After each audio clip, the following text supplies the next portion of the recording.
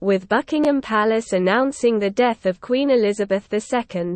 The following report outlines the proceedings and protocol for the event.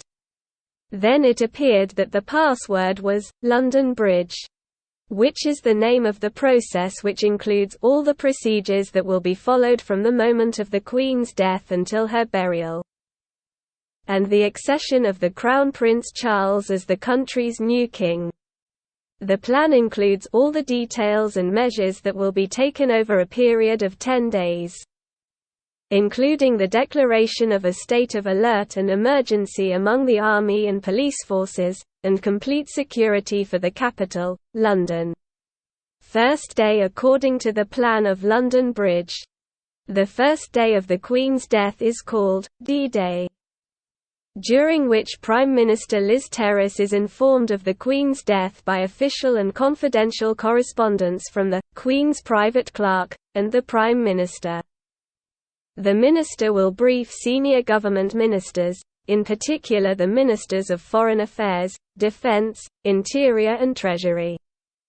All members of the royal family also receive an official letter announcing the Queen's death, a letter which the members of the royal family will announce to the British people in general.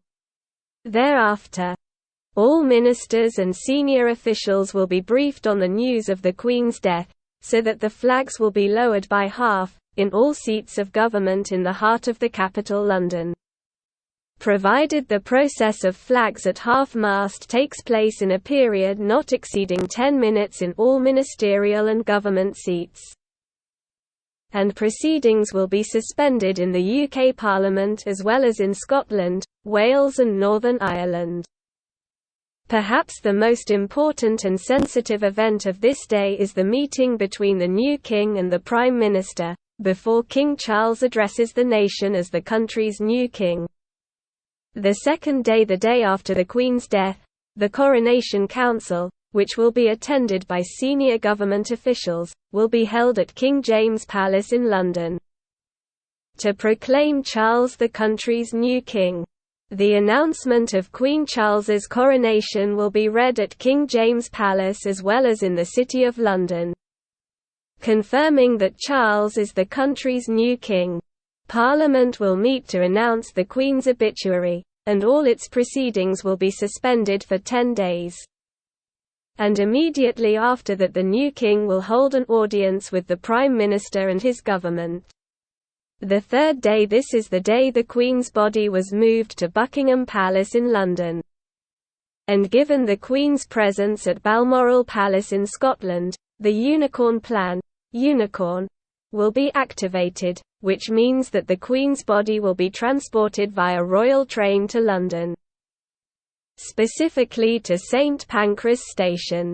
The Prime Minister will receive her, or the body will be transported directly to Buckingham Palace, a process called overstudy. The fourth day, King Charles will receive condolences on the Queen's passing in Parliament Square in London, after which he will tour parts of the UK, starting with Scotland and then Wales. The fifth day, King Charles will continue his tour of Northern Ireland, where he will receive his condolences at Hillsborough Palace before heading to St Anne's Church in Belfast. On the same day, there will be security and preparation operations for the transfer of the Queen's body from Buckingham Palace to the Palace of Westminster, a process called Operation Lion. The sixth day, the day the Queen's body was moved from Buckingham Palace to the Palace of Westminster.